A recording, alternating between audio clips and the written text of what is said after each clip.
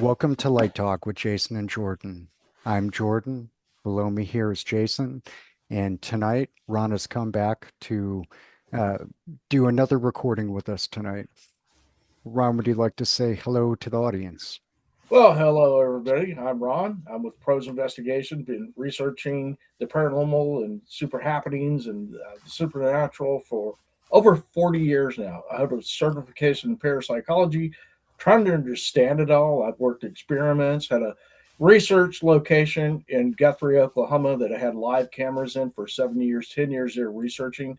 And we're there every weekend. So we did a lot of experiments with dowsing and other things, EVP, and anyways, a lot of information, ghost tours at, and I still do the ghost tours today at Fort Reno. So that's kind of a light introduction. I won't get into being an investigator on the Oklahoma City bombing and military and all that stuff. But anyway, that's kind of an introduction. So thank you guys. I appreciate it very much. Yeah, it's definitely great to see you Yes. again. I know Jason and I saw you speak uh, recently and really enjoyed the time, everything you had to say, and just the whole environment. That place was pretty cool. Yeah, my whole thing is that what I want to do is, it's pretty evident that information has been suppressed by the educational system, unfortunately. And so, what I try to do is not preach to people about it, but ask questions and get people to think about what they know and don't know, and look at it. Examine all the information presented, and then make up your own mind. And as you guys know, a lot of people can be very biased because of maybe religion, politics, or whatever. And you have to look outside that. And I'm the same way. And so I'm always striving for more information. And the thing, guys, um, and I'll call it this business, this field of work in parapsychology and others in life, the more you seek into it, the more questions you have.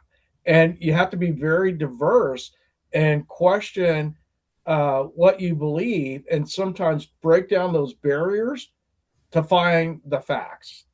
Truth is separate from fact because truth is what somebody believes based on what they've been told. And that's not always going to be the fact. So, anyway, so you really, to get to the matter of it, you really have to dig and research and then reach out to other people and learn from them and build on that. A lot of people won't, certain subjects you talk about, they just cut it off right there and they have their minds made up already. So I like to present my information to people with facts, backed with peer research a lot of the time, like I did with telepathy, and that way people can't just foo-foo it when you've got all these scientists that review the materials too and say, yeah, we had our experiences with that kind of too. So there's something to it, and I think that's a good way to approach it rather than confronting these people and having an argument. Because once you get at that stage, they're never going to listen to Right. you. So Yeah. Yeah. Now, Ron, when we saw you this past weekend, it was the theme of the speech was the woo, and it was centering around telepathy. And one of the questions I've been dying to ask you, according to your research, how early was this known, and to our government or otherwise? How early have they known about telepathy? well, it depends on what you ask them and what that is. So you have verifiable experience with experiments, and it's being monitored. But they've known about telepathy in some cases, mind speak or other names. Um, kind of like Bigfoot. We call it Bigfoot here, but that term didn't come out until much later. They're called wild man or wild people or hairy man and a dozen other names. So it's the same thing with telepathy that they didn't come out with that term, I think, until about maybe 70 years ago, something like that. So it's always been there. It's just known by a different name.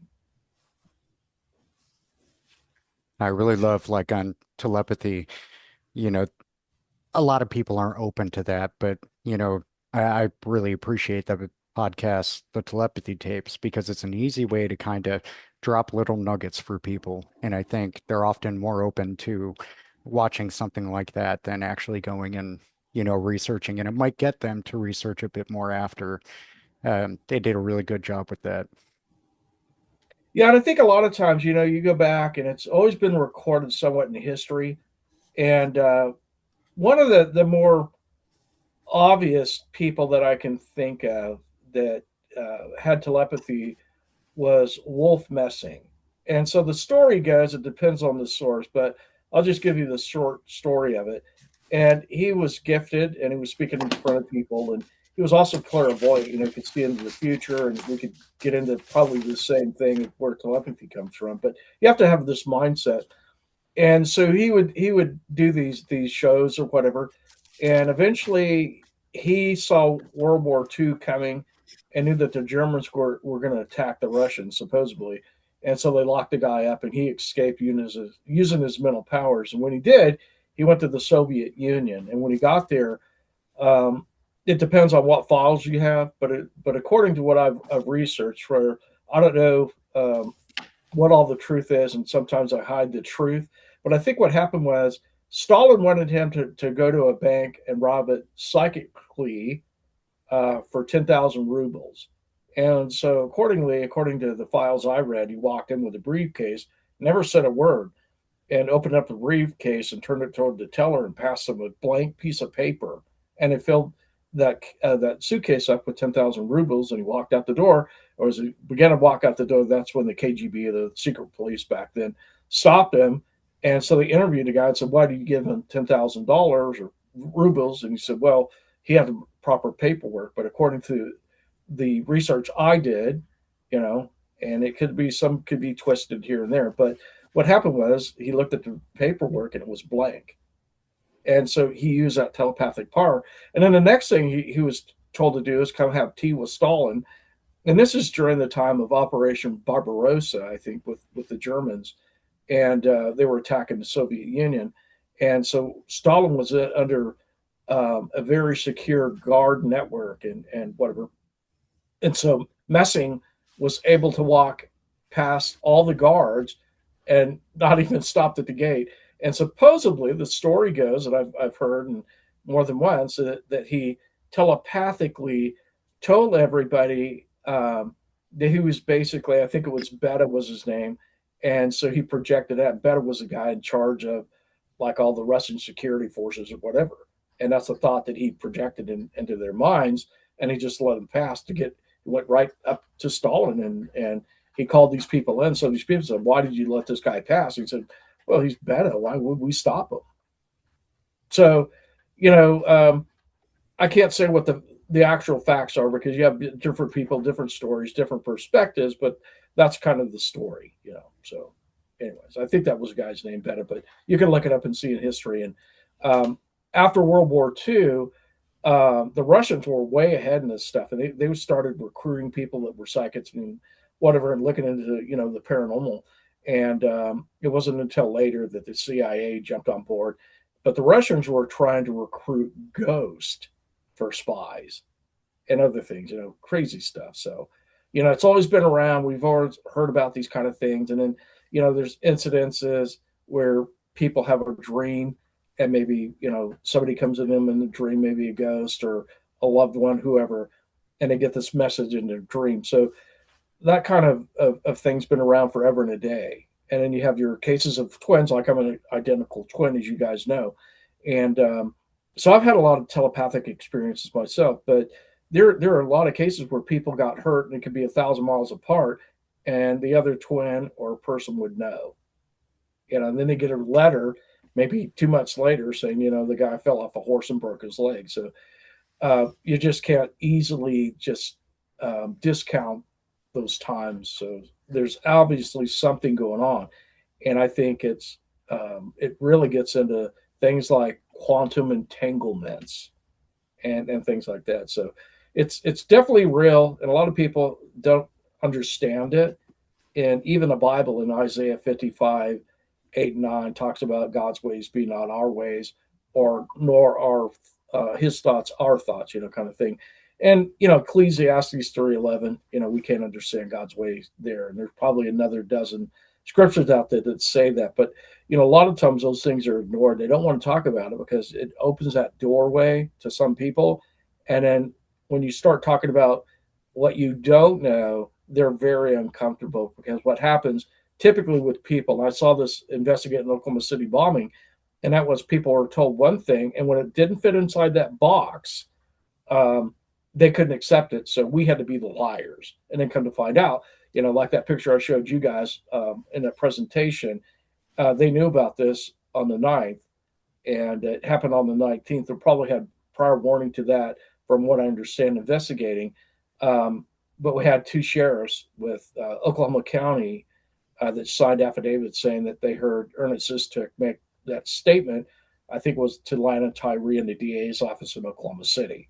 So they were willing to sign what they heard, and that went against the narrative. So um, why would they sign if they didn't hear it? I mean, they're endangering their jobs and whatever. So a lot of times when these people come forth, you kind of get the big thumb, and they try to squash you. And I think there's a lot of things out there that the American public doesn't know, that they have squashed people in information. Like one to look up is Royal Rife, that came up with using frequencies to heal people, Oh yeah. actually healing people.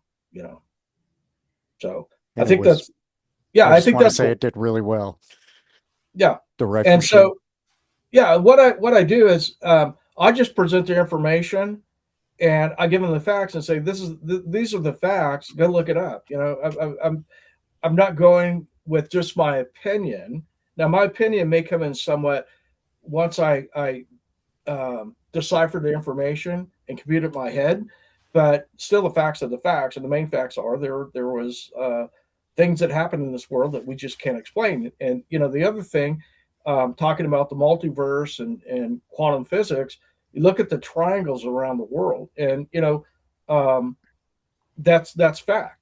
And like I talked about the Michigan Triangle, and I've got it right here. And I'll just show it real quick. This is allowed. In this book that I put together, I kind of make fun of myself as the pseudo scientist, because anytime you talk about these things, those are the things that people look at and say no. And I've had many conversations with many somewhat educated people, and when I talk to them about parapsychology and what I do, the first thing they said is, it's like, by the way, you knew this is pseudoscience, right?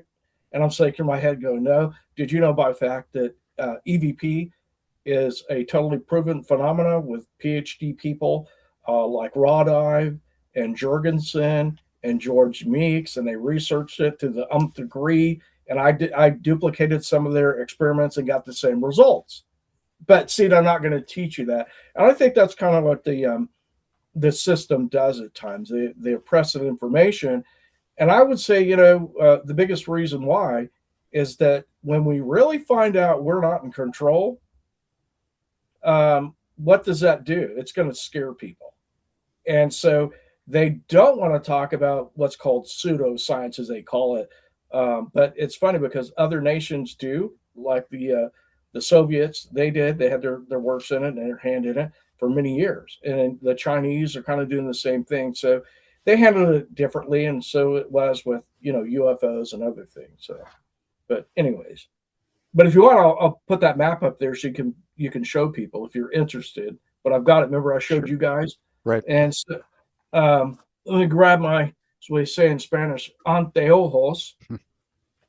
You know, which I think that's funny. Uh, A lot of times things are misinterpreted because it means before or in front of the eyes. You know, um, I say pehuelo. yeah, I've heard other words too. Okay. I was talking to a lady today when we were eating, and I told her, I spoke Spanish, and I said it's funny because I was in the army, and they all come from different dialects, so they have different words. Like here in the United States, we sing things like the bathroom, they call it the loo. In trucks, Tories. So I think there's a lot of confusion. So sometimes when people hear something, they're not sure what it really is. But I think I've got that map in here.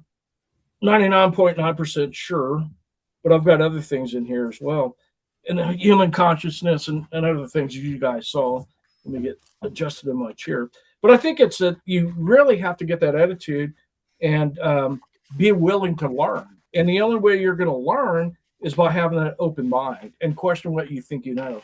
And I think a lot of people, um, maybe they're uncomfortable with it. And so I try to make it very um, pleasurable, so to speak, or questioning.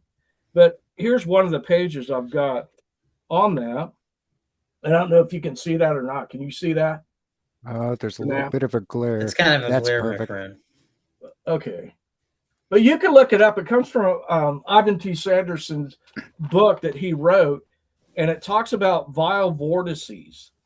And the vile vortices were these areas where there would be high magnetic traces, and compasses and things would spin, and motors would go out, just like what you have with UFO experiences, you know.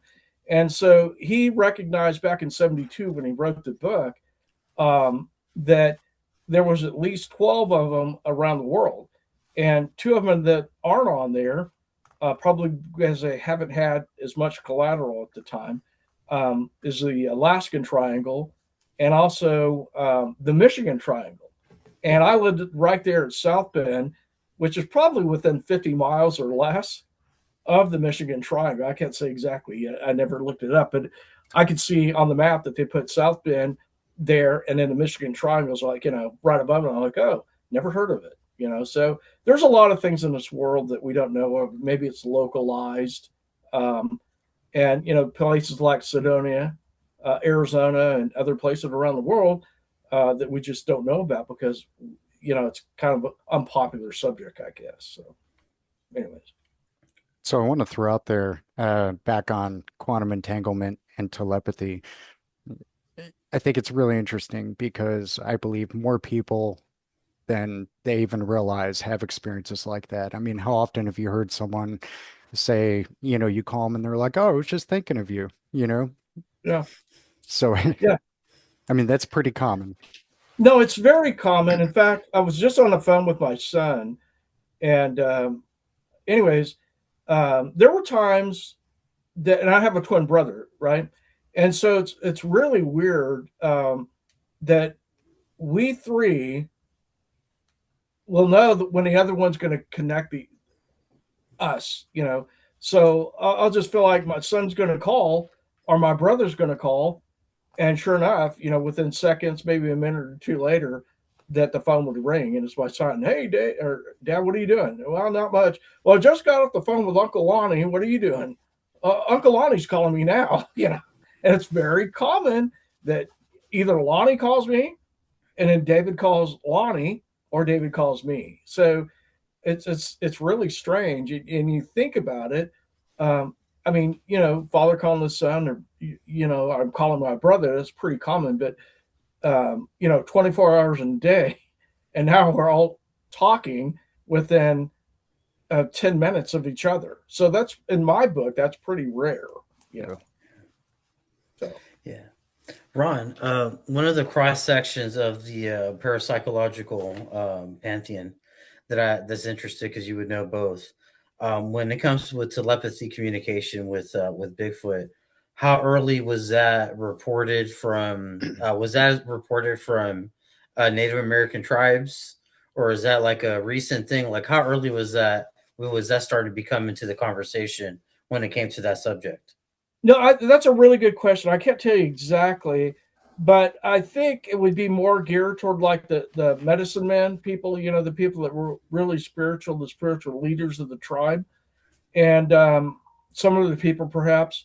And so I know plenty of people that tell me that they had a Bigfoot experience, and I've had kind of a number of encounters with them, but sometimes it's like almost like a booming voice in your head, and it never been frightful to me that I encountered, but I did see some of the woo, and I remember my first encounter, maybe potentially, I'll say, was I was with my dad, and we were fishing on the Colorado River between Arizona and California, and we were on the river and we were catfishing. My dad grew up during the Depression, and he loved to fish. I did too.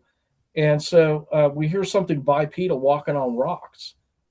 And I got off the light and I'm shining it, and there's nobody there. And my dad, it kind of spooked him a little bit. And I didn't know what it was, but definitely I was shining a light right in that area, and I should have seen it. And it wasn't a weak light either. And it was kind of back then it was a 6-volt battery that you had to connect to it, and it could shine pretty far, 200 feet or more. and with a focus beam. Never did see it. I don't know what it was, but that one kind of got me.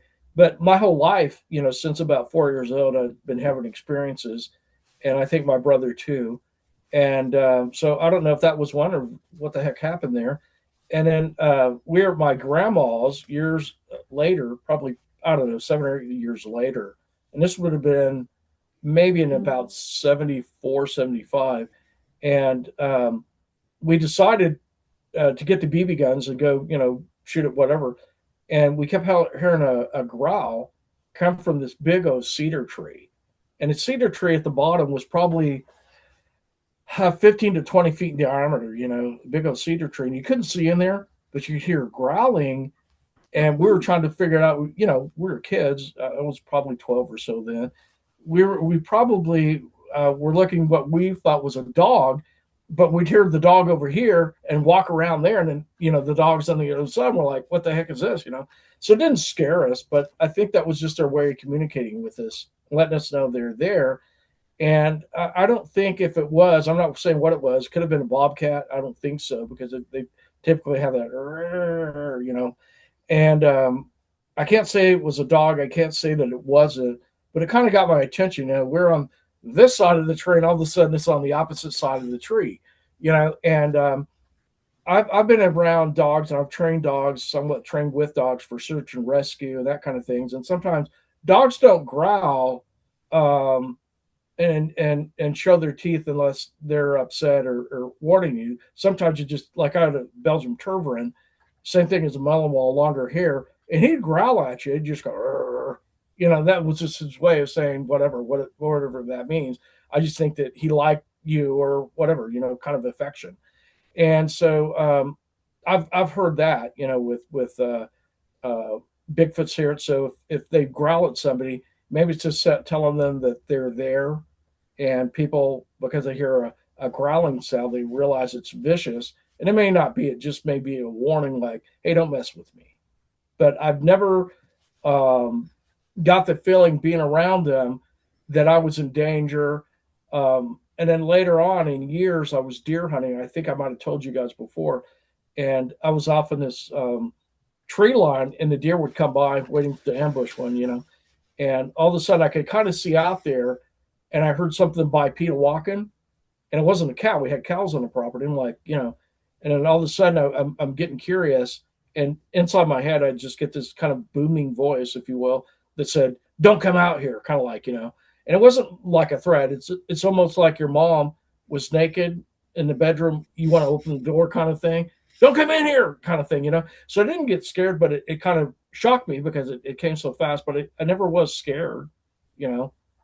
So I think that, like the growling dog, if people hear something growl, then automatically they interpret that it's a bad thing. It may not be a good thing, but I don't think, certainly it's like, if you come here, I'm going to rip you to shreds and eat you, and you'll never be seen again.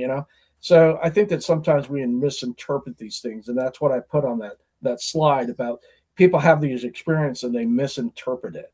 And I think you've got to have that open mind, because if they are what people think they are, based on their thinking, if they wanted to get rid of a people, they would have got rid of a whole lot more people than they've been accused of doing. So, in my best estimation. From all the stories I've heard, it seems like they just, kind of say, hey, slow down, Yeah. rather than, trying to frighten people. It doesn't seem to be the case, but you're totally right, and especially if you see this huge creature that you're not familiar with, it's easy to misinterpret that situation there. No, I totally agree with you. I've told you guys before, I go out and there's typically I go out once a week or twice a week and feed some. And, I drop off food for them. I don't have this expectation. I don't take cameras, and people go, okay, yeah, you're a liar. Okay, I don't care what people think. But, what they convey to me is that they don't like the harassment, you know. So it would be like me and seeing you and go, hey, can you stay right there? I want to take a picture.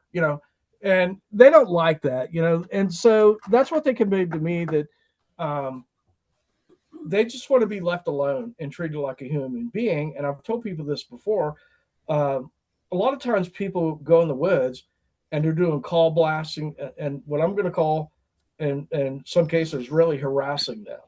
And so, what if I came to your house and started playing whatever kind of music and blasting it towards your house? Would you like it? Not one Or bit. out there going, "Hey, come out here, guys! Hey, I'm here!" And I think that for the most part, they would ignore humans, and that's why they do. And so, this place, there can be a lot of activity and human activity too. I won't say where it is, um, because I don't want people going there. But, anyways, I go out there, I drop off the food, and I can tell you honestly, it's kind of like this cup here. Um, like you get at Walmart, they have the lid and it snaps down, and it has to snap. So I'll go out there. There'll be food in the containers, whether people believe me or not. I don't care.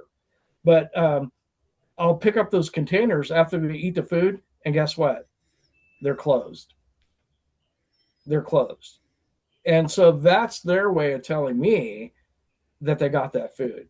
And I mean, after all, what animal, unless it's a raccoon, there may be some other that would close the lid? I mean, why? And It could a just does. raccoon even close the lid after? I know it could probably get it off, but I don't think it's going to get it Yeah, back on and there. that's what I'm saying. So I go out there, and that's all I'm expecting is really nothing.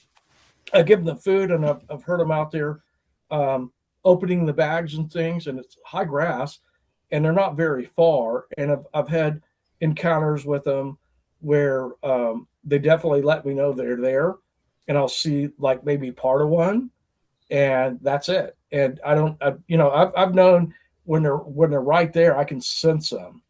I sense them. I can sense their energy, and I know this sounds funny, but I can just sense it. My head starts tingling, and I know they're there, and I don't even look. I'm not going to. I'm there not to harass them or make a name for myself. So people can do what they want. They can laugh at me. I don't care. I'm going to continue doing what I'm doing, and otherwise that food's going to go in the trash. And I've heard all kinds of stories that they like, pancakes and syrup and whatever, Scott Carpenter and others, and they did it to get hair samples. And with the bowls I've gotten back from them over containers, they're kind of greasy, and I had a handprint on my windshield that I couldn't get off, and I just left it. And I'm not trying to get any DNA from them or prove that they exist because that's my revelation. And just like I'm telling you about the Oklahoma City bombing and evidence you don't know, until you examine the evidence and go out there and investigate hands on yourself, which you can't do anymore because that event's been covered up and lied about and whatever. And evidence is not there. The only way you're going to get evidence now is talking to people. And I think he's dead now, like VG Lawton and others that were inside the building.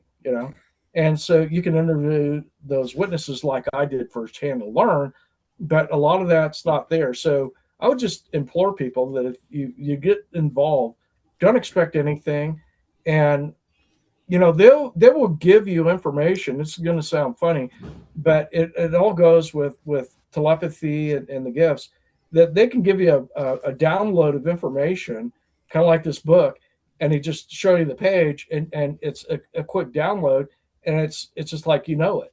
And so they've told me not to go out there, not to harass them, not to expect anything. So I don't, and so I'm not going to get that information. And, we also know, and I talked a little bit about it with the scientific studies and the programs like, um, Operation Gateway and that kind of stuff, where they use the psychics and they can remote view and they see things that's impossible. But yeah, it's a real case. I have it in the book and whatever, and I talked about it, these things and telepathy and whatever. And so they know about everything that you can think of. So they can judge your personality, your character right off the bat, you know, um, and decide whether they want to totally avoid you or not. And so, like I said, I go in there with no expectations. I just go in there, give them the food. I sit there for about 30 minutes. And, I've heard them whoop at me in a low tone, not very far away, within 50 feet. Um, Branches and things and other things that happen, um, just to let me know they got the food. And so I don't shine lights on them. I don't try to take their picture, and I think they respect that. And that's kind of what I hear with people that encounter, like Comanche call them the non-impede or the little people, and it's kind of the same thing with them. They have to gain your trust, but it's not only that they know they can, it's that they do. And it's kind of like that proving thing. If I leave money just laying around at my house, how do I know you're not a thief? I know you're a thief, perhaps, but you don't know you're a thief until you're tested. So they want you to kind of prove yourself, and that's what we want in life. We want people that are proven. They want the same thing. I think they want these people that don't want to interfere with them, but maybe enhance their being in some way. And so that's what I do. I just take them the food, And I don't have any expectations. Um, but I've had some physical interactions with them after I leave. I'll hear a growl in the back seat of the car. It's just a quick growl like, "Urgh." And it wasn't me. It wasn't the person with me. So that's just their way of saying, "Hey, appreciate it." So if that makes sense. It does, and I really respect your method. That definitely is the key. You go into it without expectations. You're not trying to get pictures, videos, DNA samples, or any of that. And, I believe that's why you're having these experiences, and you're really going about it in a cool way.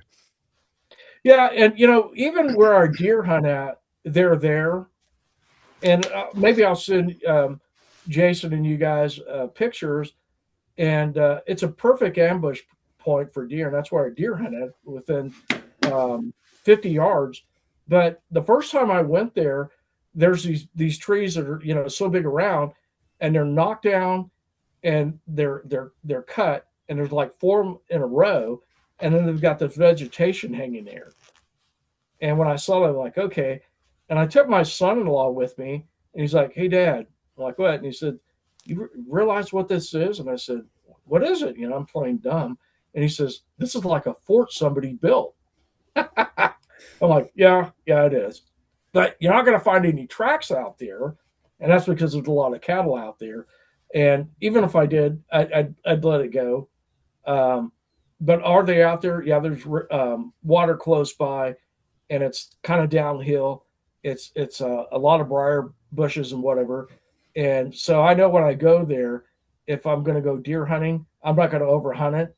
Um, and I think their next plan would be to block me if I use it too much. So if I want to go out there and let's say it's legal to shoot 6 deer, I think what they would do is the deer are coming down the trail, they would scare them off so I'd never see them. Interrupt my deer hunting. You see what I'm saying? Yep. So you got to have that balance with them. It's like you can't catch too many fish, or there's going to be no fish. And so I quickly realized that just like a thought and planning in my head, it's kind of like, hey, kind of, I'll just say kind of like, leave us some food too, kind of that kind of thing. And so I'm like, okay. And so I go there and maybe get 2 deer a year and whatever, but I don't push it. And if I do, I don't see anything. And the first time I went hunting, the first time I got there, I seen like 6 or 7 deer at one point, and then after that, it started cutting back. And of course, you could say, presence and your scent and whatever, but typically I'll cover with cedar scent and stand still or sit still, and I've had them walk within 10 feet of me and never see me. The deer, and so same with coyotes, bobcats. I've had them within 10 feet of me and never saw me, and so I think that that's important. And so I know for a fact if I started going out there and trying to get all these deer, that I would never get them. They would see to it. So they got other places they can go too, but I think that's a pretty good one because of what I see. Looks like somebody spent a lot of time on that structure. So, anyways, if that makes sense. this. It Ron, does. I was curious. Why do they vocalize if they can utilize telepathy? I understand that you can warn people from staying away and so forth, but it would feel like it would be more efficient if you were to use telepathy to tell people to give you space, if you will. It's kind of like the best way I can put it to you is I don't use telepathy every day. And so they do. Okay. And so they can communicate with me. And there's always going to be signs that accompany it, in my opinion, in my experience, we'll say my experience, that like when they get the food, I'll do the owl. I told you guys, I'll go out there, put the food out, and I'll go, you want me to do it? I'll do it. I look around, I go, ooh, ooh, ooh, ooh. And I do that 3 times, Bardell, and those damn things have come to me more than once. One tried to fly in the window, and I'm like, okay, so I'll do that pretty well. And so I do it, and then I tell them, okay, guys, I'll speak out loud and say, okay, the food's here and whatever. And then I get back in the car, concentrate and tell them telepathically. So I do it 3 ways. And so that way I know they got the message, right? And so what are they doing? They're leaving the containers, and I found trash there that I didn't put there, but they put it there, so I picked that up too. That's their way of saying, yeah, you're giving us the food, and then closing the container, and then making the sounds that they do, so I know they get the food. And so that's their way of communicating with me, not only telepathically, but physical evidence. And then it's like, um, once I get that evidence and I know that there's probably DNA and hair on it, I don't care. I just throw it away. Unless they're going to use it the next time for something else. And so they're testing me. And it's, again, they already know what kind of person I am, because if you're psychic, and they are, and psychic is a big word, they can judge your character and know. And if you go back to Peter Herkoff, he worked with the police in the 50s through the 70s, and he helped them catch murderers. And he knew what their addresses of these people are sometimes, and other things about them and their mental conditions. So these, we'll call them people, they're higher evolved than we have because we have all the technology. So they want to make sure that we're on the right page with the right evidence. So do I doubt it? No, I don't doubt it. But they're saying, you know what? Um, I want you to see that we're here, and so here's the cup that I have a drink in, rather than not seeing that cup. And so they want to do something physical so that I know that they're there. And so you get that trust by them. And like I said, there are times that I see them a glimpse, and I've never experienced anything. A lot of people report it, but I think it's more a portal activity kind of thing. We'll say that I've never seen any really weird lights or things, but I'll get a flash of them, and I don't know if it's telepathy in my mind of them moving very fast and almost on all fours, almost like they're crawling on their fingertips and toes, and really fast, just like a wolf spider or something. It's just a flash. And so I heard somebody else talking about that. I thought, that's very interesting. And so, yeah, I've seen them. I never typically see them whole, but that one I did, and I looked out the window. I just felt they were there, and I think they made me kind of look. When I say that, I get the feeling I should look, and all of a sudden I just, I'm like, okay, I get it now. And then I heard, some other stuff. So I think that they're just communicating with me and saying, thank you, kind of thing. Not for bringing us food, but respecting us and leaving us alone because I'm not making demands, kind of like the picture thing. stand there and say cheese. I don't do that. And that's why I get the responses that I do. People can laugh, make fun of me. I don't give a care. I really don't. They're probably never going to get that because their mind and their hearts are in the wrong place. And the Indian people, they traded with what we'll call Bigfoots, but they're just a different tribe. They always saw them, and if you go back and check history, everybody saw them as a people, not an animal. And so um, that's how I see them as a people. They're just different than we are, you know. And so I just treat them with respect, just like I'm going to treat you guys. I mean, I only met you last Saturday or so, and so I made it a point to give you guys a hug and tell you I love you. Did I not? You And did. that's how I Yes, try to sir. treat everybody. And so my whole thing in life, I've got the CERT hat on today because I wear many hats, and CERT stands for Community Emergency Response Team. And I've worked tornadoes and I do emergency communications and storm spotting in the siren test, and it's all because I want to help people. And your actions speak louder than your words sometimes. Just have a motive.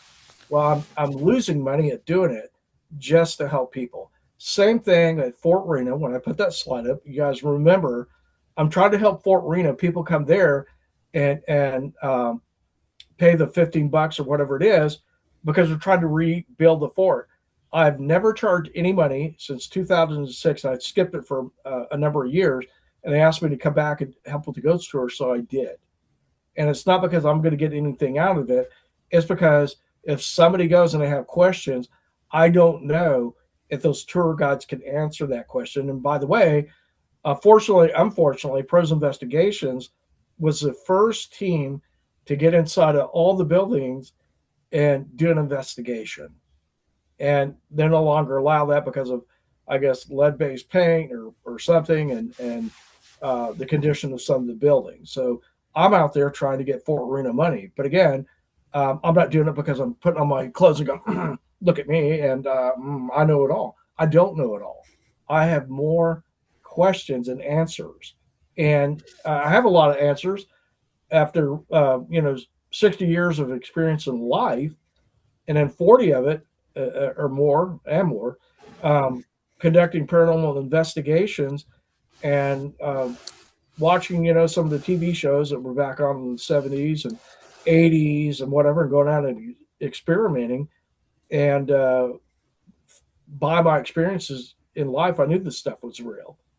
Like having a twin, and now my son, and others that I have these experiences with, and I've gone out and many cases and many things and help people. And I never ask for a dime, never going to ask for it.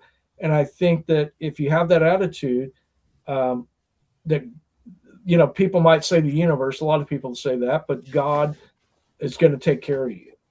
And so I just try to be a blessing to other people. That's my whole goal. And that's why I want to be on y'all's show to help you out in any way I can.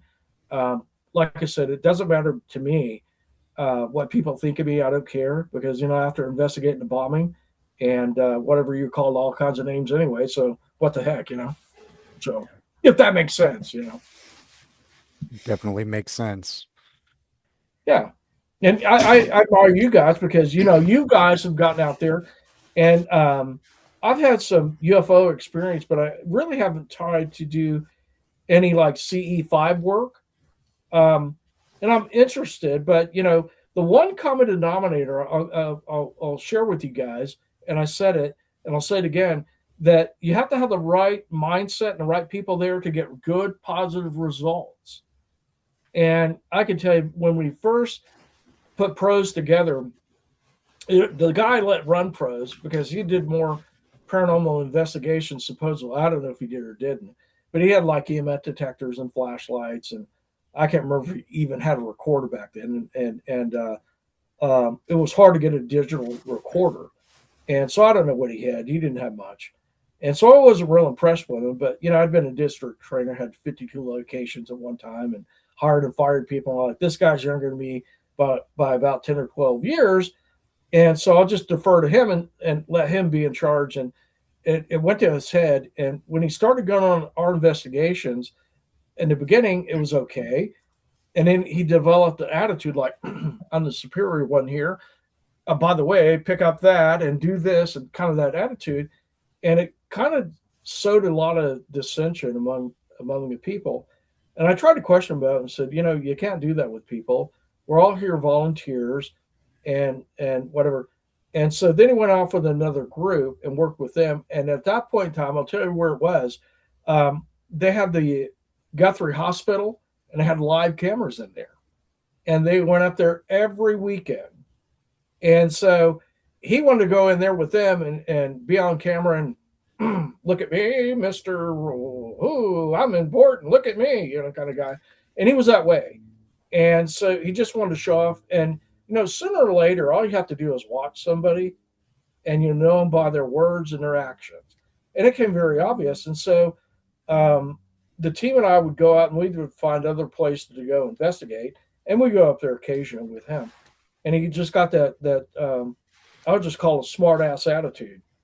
And it fried him.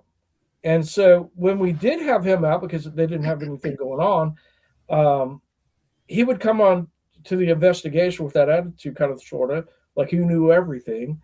And I let him cook his own goose. And what I found was that the EVP, primarily, that's the best evidence you're going to get. And that's because, this recorder I've had for a number of years now. I've got a couple. I got more cameras than recorders. You're going to get most of your evidence right here in the recorder because it's 360. Because you can't see what's behind me, except for the camera, but what's behind the camera, I can only tell you. And so you're always going to get more evidence in audio than anything. And so I noticed that after probably 5 or 6 times with him coming out, we didn't capture the evidence. And so during that time, this would have been about 2006 or so. I think I got the certification in parapsychology in 5 or 6, I think 6. And so I'm taking that parapsychology course. I'm realizing, studying EVP, that what happened is if people's minds, if they're not all working together in unison in love, we'll say, they got to have that this is where, quantum entanglement comes in, right? And if we're all not working together, our evidence is going to be tainted. So it'd be like me and you getting together without Jason in the kitchen, just kidding. And we're all three saying, hey, how do we want to make this cherry pie? And Jason says, you know what? My family always did it. They always made their own crust. And you say, yeah, that's what I want to do. And I'm saying, yeah, let's don't put it on plain crust. Let's put it on cinnamon crust. So we're going to have a problem making that pie, right? Because we have to decide and we're going to collide. And so if we all work together in unity, we're going to get much better results.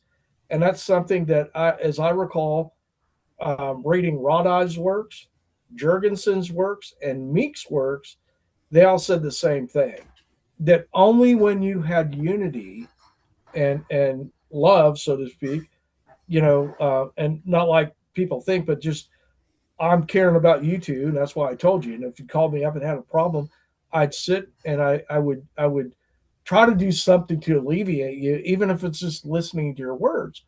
And I'm the chaplain at Scottish Rite innkeepers, and that's all I sometimes do is listen to people and their problems and try to give them advice and pray for them or whatever. So I care about people. I don't say I'm the most caring person in the world and pat me on the back and give me money. I just care about people and helping people. And I've realized that if I do that, it's a blessing. So in turn, if we're all working together, hand and fist or whatever, linked together, then we can all do much more for one another. And then we have that quantum entanglement going, right? And I figured out very quickly what was happening. And so there are some people that I might not want to work with because you guys are different. I can sense things about you guys, and you guys are truly seeking knowledge. And I feel like that for the most part, you guys are good, honest people, and you're just trying to get the word out. But there's other people that think about money. And I've got a YouTube channel. It's all mostly based on um, search and rescue stuff and search stuff as a search instructor for the state. And I've had it since 2015, and I've got less than like 250 people on there or so because I'm not in it for the money. And so these are the things that I try to look for. And I think that when you talk about this stuff and you're trying to do the right thing, it's got to be something that's projected out that creates that entanglement rather than sucking that energy in for yourself. You see what I mean? Makes sense? Can I pass the hat now? No, you're totally right, though. When everyone's on the same page, especially when we're looking up in the sky, it seems like we see much more. When I began doing this with Jason, we were doing the protocols and had great experiences. And over time, I found that, at least for myself, my backyard became my favorite place. And I'd just go out there bare feet, plant my feet on the ground, and just radiate love. And it seemed like, I started seeing much more stuff than I did before. And even Jason noticed when he stayed here for a little bit, we just went out back and there's things moving that don't quite make sense. So I think where you're at is definitely huge. And I could see where that would be important with a group. Yeah, and a lot of those people, we had the same thing. The one person that I really loved working with was Tony, and he was our site director. And so, I don't want the power centralized. So I rented the building, and Tony was a builder, and so he was in construction, and we wanted to place it fixed up some, with stairs downstairs. You had to get a ladder before and go downstairs and whatever. We're like, that's not safe. And so Tony um, put in some steps and whatever. And we had three levels. We had the basement, we had the first floor and the second floor, and we put live cameras in there. And people can go and look at my website, prosinvestigations.com, and they can see. And I let Tony do that, and I let him control the site. And so he's a site director. And we never had an argument. We would discuss things and say, "Hey, Tony, what's best?" and whatever. And so over time, I would recruit people. I got Tony from the ghost tours at Fort Reno, and then Jeff, and I helped develop Jeff and psychic gifts, and that's what parapsychologists do. And there's ways to do it, but the main thing you have to really do, and I tested people for psychic gifts. I told about that with the Uno cards, and anyways, when I see that people have this proclivity to have these gifts, I would go from there, and then work with them over time, and get them to come out with me on investigations. And I think I talked about this maybe at the talk we had, the event. But Jeff, um, he had something to work with, and I just helped him develop it. And then I would give him false information on purpose. And then Jeff would be looking at me funny and like, "What you talking about, Willis?" Kind of thing. And she said, "No, Ron, that's not right. That's not correct." And he'd just correct me. And I'd say, "Okay, what is it?" And then he would tell me. And of course, I had the information because I spoke to the client, but Jeff never did. Hmm. And so, what I wanted him to develop was discerning the facts versus what people tell you.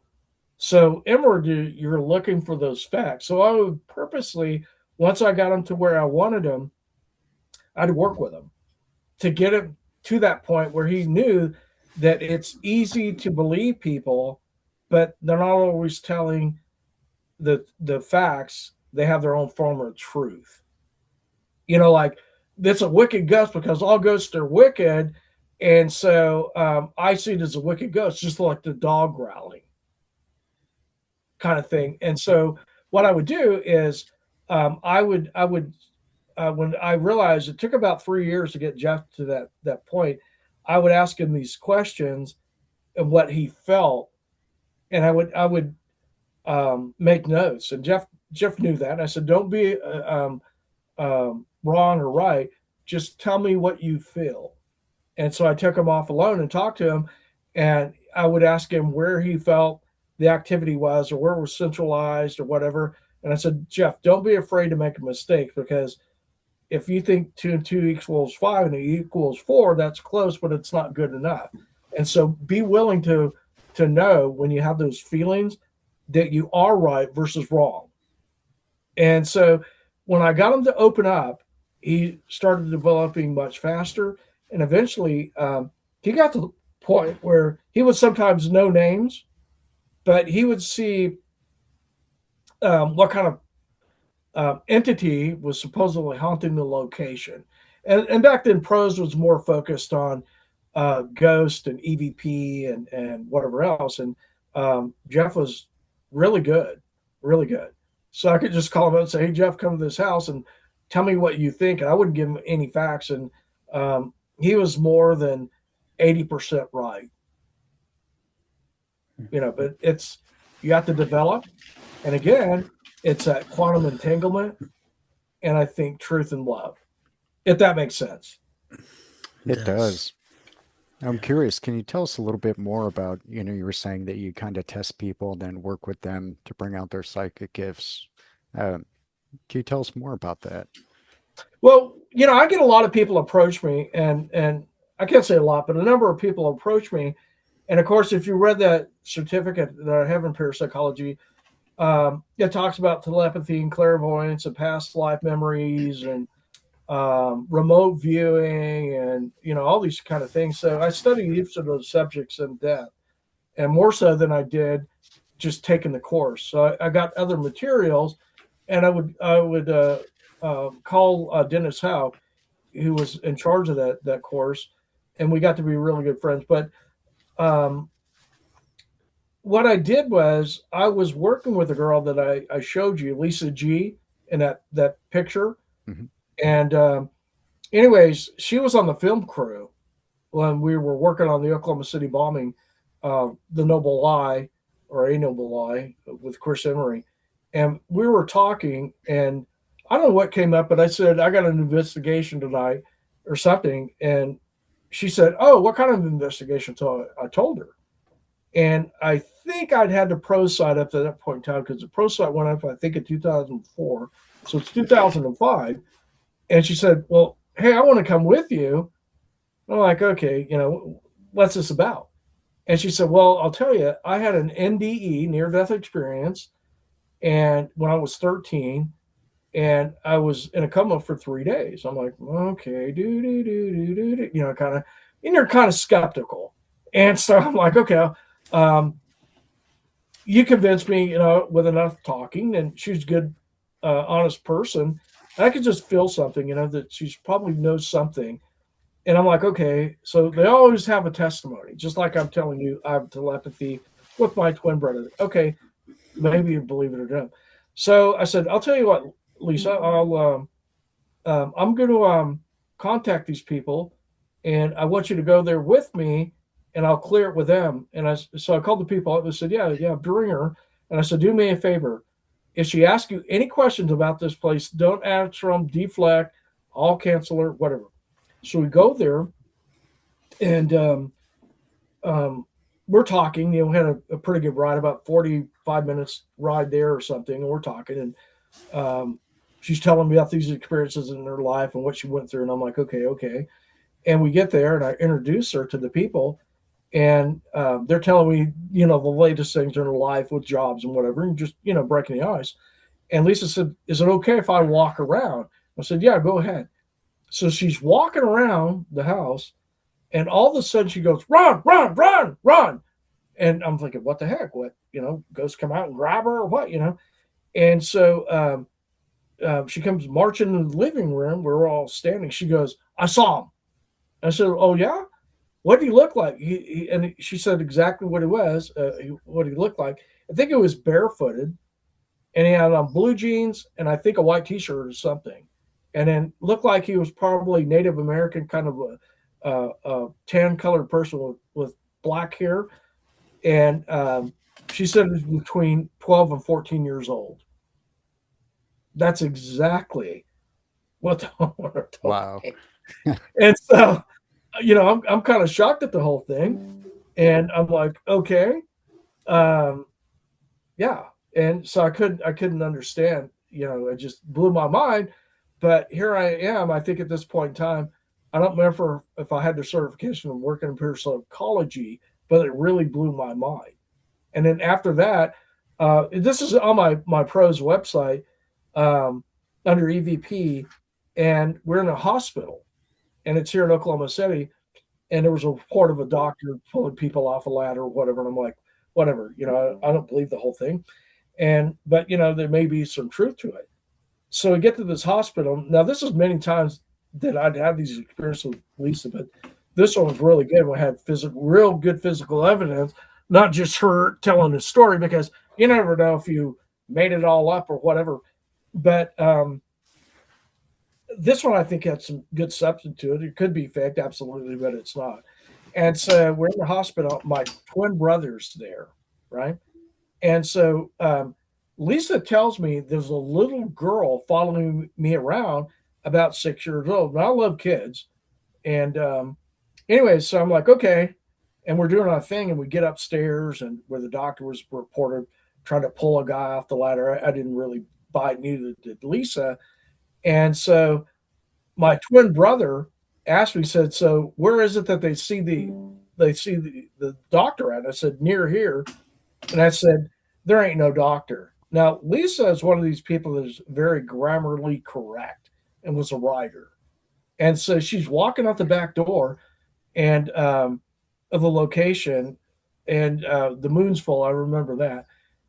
But she said, I said, there ain't no doctor. And Lisa says, "Ron, your grammar." So I just pop off and I said, "There isn't a doctor.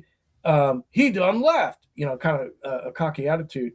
And all of a sudden, you hear this little girl right behind me say the same thing. "There ain't no doctor. He done left."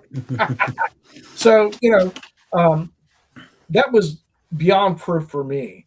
And so those are two incidences where I remember working with her as a psychic medium. And so the difference being that psychics have skills like telepathy and clairvoyance, um, but mediums have this direct connection with entities, whether it's Bigfoot potentially because they're that medium in between. And so that's the difference. So a lot of people get the two confused, but a lot of people are psychic mediums. And I work with another lady too, that's uh, Native American, and same way. I can take her to a house, and she'll shake their hand, and so she'll feel their energy, and then all about them, drug problems, um, all kinds of things about them, their attitudes. And sometimes she'll take me outside and say, "Ron, they got problems here." I'm like, "Well, I kind of think so. Can you tell me?" And later on, they confessed to me the same thing that she felt. And so, um, I know people don't believe in it, and I don't care, but I'll just ask anybody that wants to challenge what I say, how much experience do you have in the field? Because I'm going to tell you that I have over 45 years in the field doing this and investigating. So I don't want your opinion. I want your facts. And typically they don't have the facts. And so I learned investigating Oklahoma City bombing. When people come to me, I'll listen to them, but I'll cut them off. I had people come to me and say that Oklahoma City and 9/11 weren't connected. And I'll just cut them off and say, no, there were. McVeigh and Nichols used the same phone card calling that warehouse in the Philippines. There's your answer. End of story. So I'm not going to debate them and let people lead me into these silly discussions when they have no facts. Either you have the facts, you're looking for the facts, or you're not. So which is it? If you're looking for facts, I can give you some and tell you areas to look. And that's why, you know, again, I developed this book. So when people talk about um, the gifts and parapsychology and Project Gateway and mind control. Um, I can tell you about it, but how do you know? Well, here's the facts. It's in this book that I researched, and a lot of that stuff we didn't have back, 40 years ago. We had to go to a library or some sort of information to get it. And then eyewitness accounts, people always discounted it. But now you have peer reviewed studies, and that's what's in this book, you know. And so it's kind of hard to argue with the facts. So I don't want to argue with them. I'll just say, hey, have you looked at my book? And if they haven't, then what do we really have to talk about if you haven't looked at the facts and seen what they really are? And so my whole thing is my goal is to get people to open their minds and challenge what they believe. And a lot of people won't. Sometimes it takes a while to get people there. That answered the question or not? Pretty much. And what I want to add Mm. there is it's great, even if it takes people a little bit of time to get there, you're planting seeds each time. So Yep. well done. Now, Ron, Yeah. I And wanted that, to ask you. Oh, go ahead. no, go ahead. I want to ask you about this past weekend because it kind of ties into a little bit of what we just spoke about. During your speech, you talk about the TNRC18 gene Yeah. and how that's connected to basically abilities. Now I'm curious about that because it's an identified gene. Is it ethical to? I guess the word I'm trying to look for is it ethical to find out if individuals in a population have a higher expression of that, and then utilize those individuals for these studies, and or is it possible that because if we get with enough evidence down the road, or with the evidence we have now, would they utilize CRISPR to mutate that gene within the population in order for them to develop basically their psychic abilities essentially? Is Yeah, what I can Go answer ahead. all those questions for you. Yeah. And that is that they found, no offense to anybody, but people that live in third world countries, that gene is not mutated. And so they have the ability. So, it's funny because we were Indian students in school, and I heard a lot of their experiences with, they call them wild man or hairy man, and then deer woman, and the Nunapedes, which my brother and I saw Nunapede. And so there are certain groups of people that I think that they've been battered down by religion in some cases, that it's all satanic. But what you find is that this is what I found in parapsychology, that there are groups of people that these gifts are very prevalent. And we don't know exactly how it happens, but that they found that gene. So um, basically, populations, that gene, and modern day communities, it has been somewhat mutated so they don't have these gifts. And so the further away you are, the better off you are with those gifts, if that makes sense. And so with all the electronics that are surrounding us with EMF, I think that probably mutates the dream or the gifts. And I've got another study I want to talk about that there was a guy in Japan. I've got it right here. I can look it up if you want. Um, that, you know, words are frequencies, right? Now, I'm a ham operator, as you know. You can see it behind me. It says the word ham and radio stuff here. And I do emergency communications, whatever else. And so we're so inundated with these frequencies that I think it kind of stunts that gene. And then we don't need it because we can all talk on the telephone. And so I think that necessity is an invention of all things, right? And so you got people that can communicate many miles away. And I talked about dogs having that, and that TNRC18 gene is found in some fish, as I recall, and is studied in some animals like dogs and others. And so, um, it's amazing that the gifts are real, and the genes are real, but there's also the pineal gland that's responsible for these gifts. And so when you look at, we talked earlier about Peter Herkoff, he actually fell off a building. I think I talked about this during the event. He fell off a building in the Second World War. He was Dutch resistance and hit his head. And the resistance covered him, or recovered him and took him to the hospital. And he was in a coma like 3 or 6 days or whatever, you know. And then when he woke up, he had that ability, and that was due to a head injury. And so, what you find in some of these cases is that people that have these gifts, it's because of maybe some brain damage in some regards, and like Peter Herkoff, and then like Lisa G, she had a near death experience, and it's typically the people that have these near death experiences that they come back with some sort of a gift.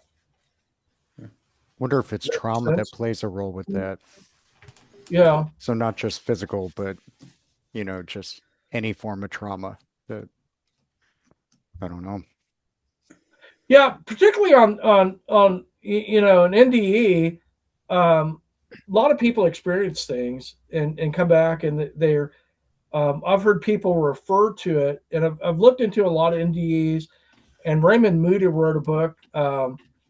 I think it's called Life After Life. Don't quote me on that. And I've read a lot of materials over the years. And I learned a lot. And Lisa G, um, she had that near death experience. And I talked to her quite a bit about that book and subjects. And um, it's funny. I guess she just knows. And so some people say they get a download and whatever. And I find it funny with telepathy.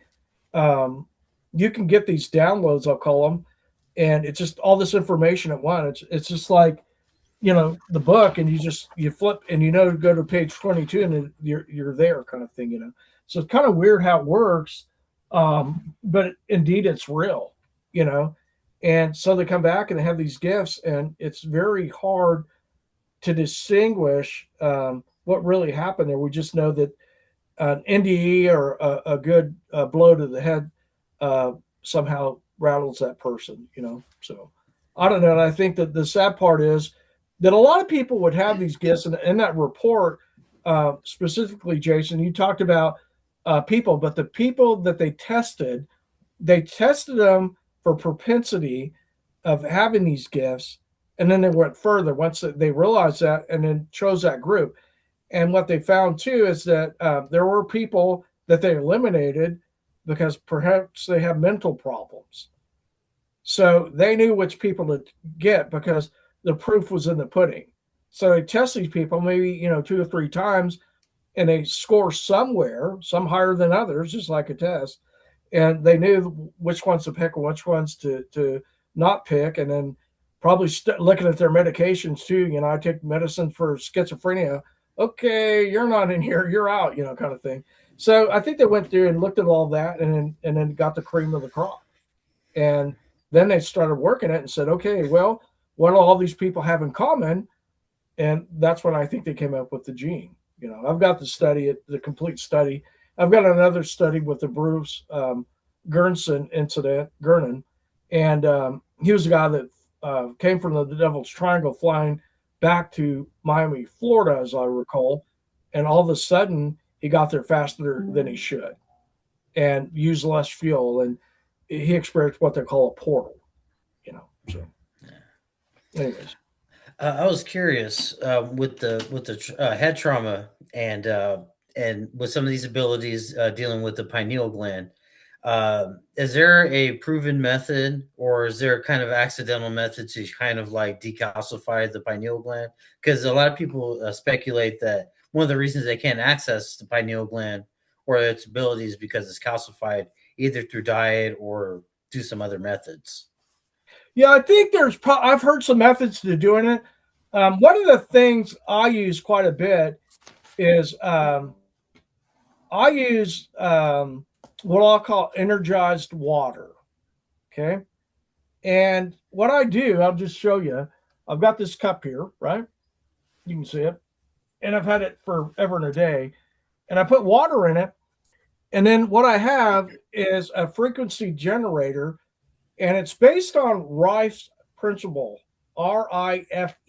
His name was Ro Rife, and he was the one that this technology came from, and he was healing cancer back in the 30s. And so I think doing something like that, using something like that, and other methods to energize water. It could be with light. Rife's methods involve light, and so you can use lasers, from what I understand, to energize water, red and green, and maybe some UV and whatever. So I get a cup of water and I set it on top of uh, my machine there, and going back to and I can show you guys this, where they talked about speaking to water, right? And let me get it if you want to see it real quick. Just bear with me while I talk. And so what happened was, it was a Japanese guy that came up with it, and so he wrote it. And the guy was a PhD. Um, his name is um, Marso Imito, I think, I'm or familiar with his Moto. work. And have you heard of his work? Yes. It's And pretty so, amazing where they froze the water, and yep, one was love, one was hate, and yep, you can and physically see the differences between all of them. And yeah, it some was have like done a study, snowflake. Now. Yeah, yes, some have done studies like that with plants too. yep, You have two that's true. plants, one each day you tell it you hate it, the next one you tell it you love it, and the one that you love always is looking much better than the one that's hated. Well, they say the same thing with this frequency. I haven't really um, dug into it much, but it all goes back. A lot of it really goes back to geometry, and our bodies are told geometry. I've said this before, and I say it quite often, and it's funny, but I'll say it again. That G, the shirt hat, but over here behind me, that G and its square and compass stands for geometry. And Masons will often, and a lot of people think we're satanic. I just laugh, but they criticize what they don't understand, right? So geometry is the basis for anything and everything in our lives, right? Everything that's made of atoms is based in and on geometry, because you got a particle in the middle and the rest rotate around it. And they're all everything's made that way. Electrons, neutrons, protons, and people just don't ever really see that. And I talk about it some, and you realize that that's why Masons call um, God the great architect of the universe. And you look at tornadoes, like even that sign right over there, you can see how it swirls when it's a rotating thunderstorm. I mean, everything. You look at hurricanes and you look at the galaxies, it's all swirls. And so it's all about energy. And so back to the scientist from Japan, I figured, you know what? If I take my water and it's exposed to that energy in the same way that we speak to water and can have an effect on it, can it not have an effect on the water? And can that water not have an effect on me? And I'll tell you that um, I've got a little bit of a bum knee on on on the that's my Zello channel. And anyways, let me mute this person. So that's part of emergency management stuff. But anyways, back to the subject that um, I noticed that if I energize the water, that my knee hurts a lot less. And so there has to be something to it. And so our words mean something, and I think that's why I really try to project, um, trying to love people and help them. I'm getting nothing out of it really, but I can just say that is, um, you know, the Bible says. I'm not a Bible pounder or anything, but um, You reap what you sow, and what I want to sow is love and understanding that's going to benefit people. And we're all out here in a struggle. Every one of us are in a struggle every day. Some of us just have bigger struggles. And, we're all linked. And just as simple, caring and helping people and trying to help them, even if it's just words and a prayer, it makes a difference. So we know that these negative words have negative impacts, just like on the eyes. So, you know, it's not only can I say something good to enhance your life, but I'm also going to speak to the creator of the universe and say, you know what, I don't know. Poor Jason, man, he's going through it, and his car's broke down, and he busted his glasses and his nose, and I don't know what's going on, but I'm going to pray for him. And a lot of people just say, "Oh, wow," and so I just try to be that blessing.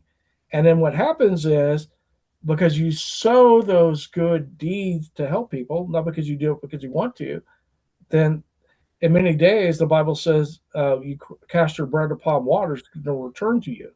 So go out there and do those good deeds, like reaping what you sow. You plant the seed, right? Water it, whatever, and it's going to grow. And eventually, don't worry about it, man. Just love Jason, pray for him, tell him you love him. Those are all positive affirmation that makes people's lives better. And that's what I'm about. That's why I made it a point, like I said before, to give you guys a hug and tell you I love you.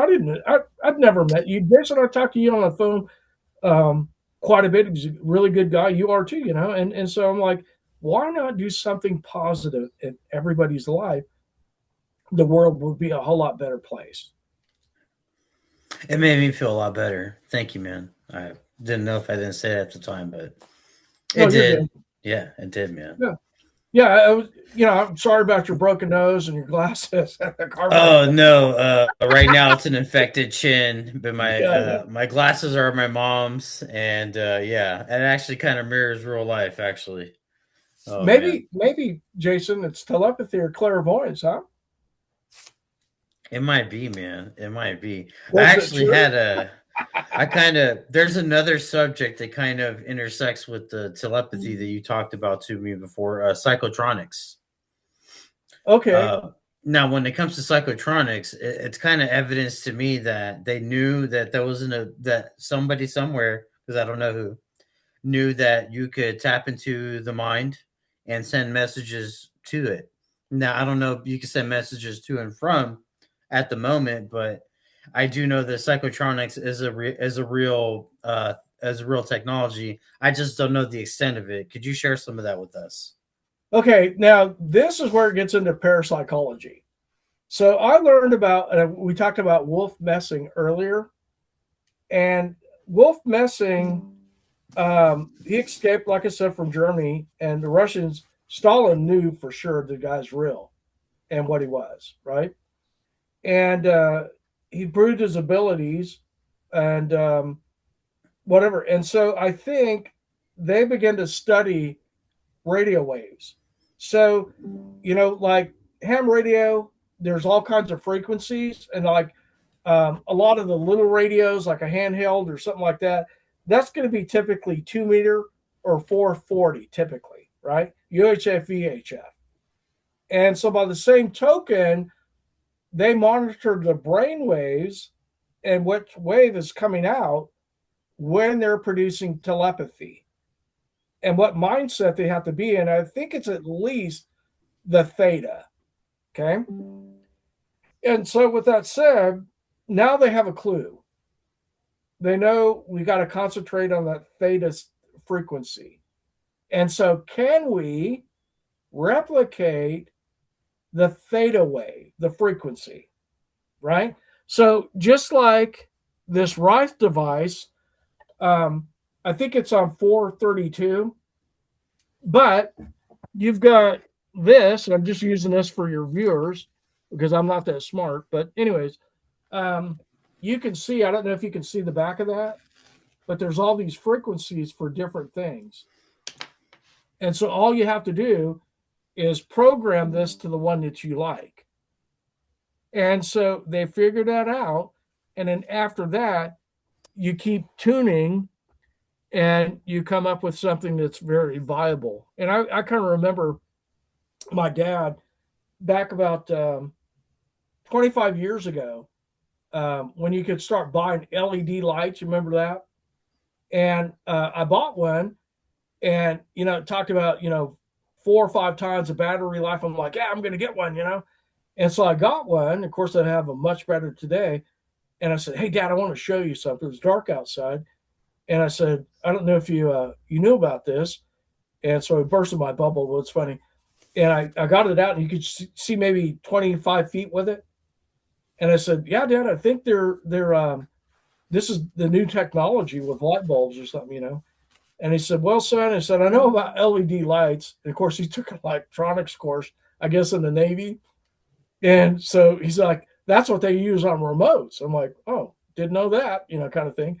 And he said, but I'll tell you what, son, give it a few years and you won't have to worry about those things, that they'll shine a lot further. And now look at LED lights and where they've gone beyond that. So with that premise, they started out knowing which brainwave your brain's operating in, and then they realized that the human mind can pick up those frequencies, particularly if it's directed.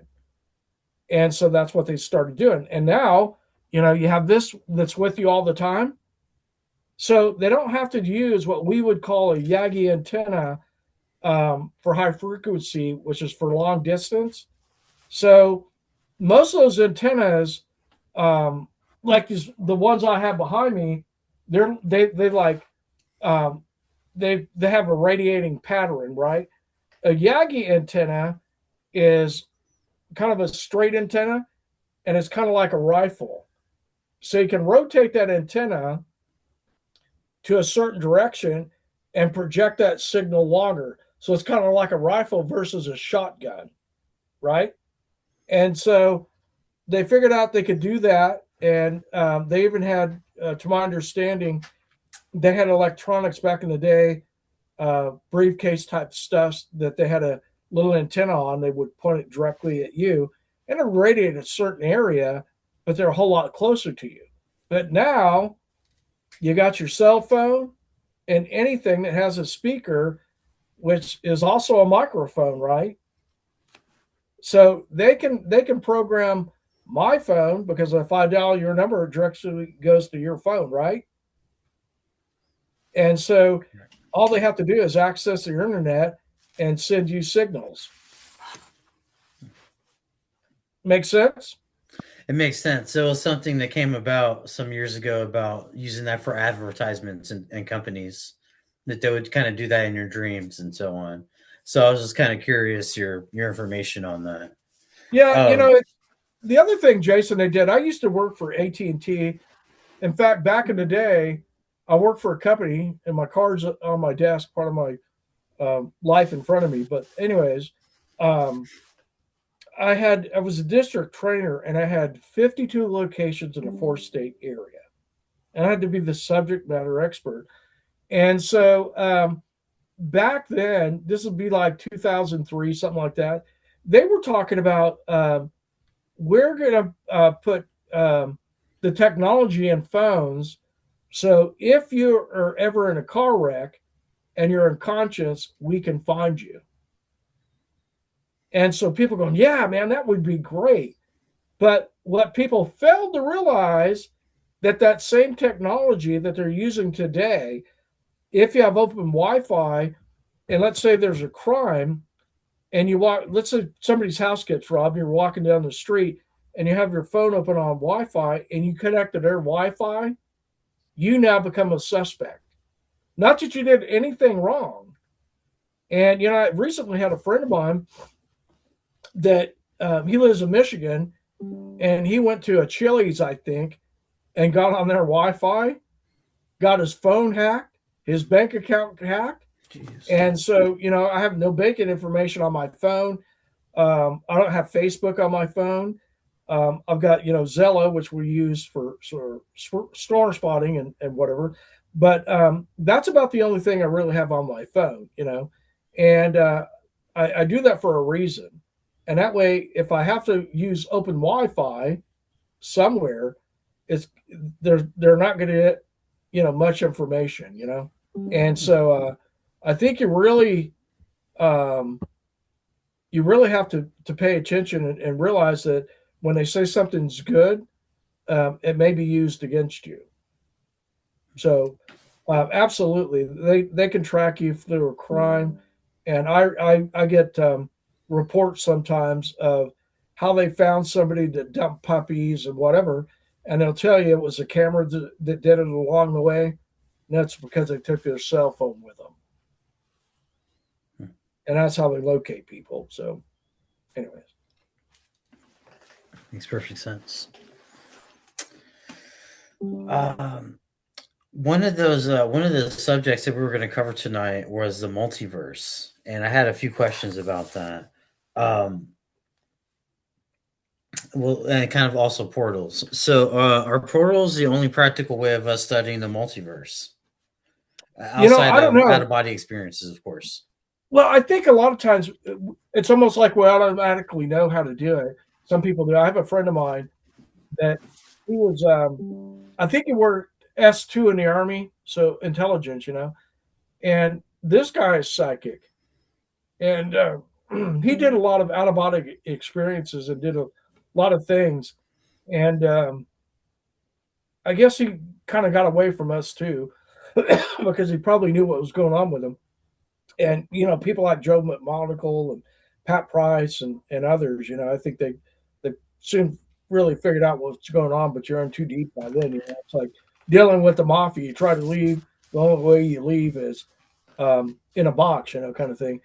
And I think that we talked earlier about Bruce Gernon and his experience, but there's a study I have somewhere around here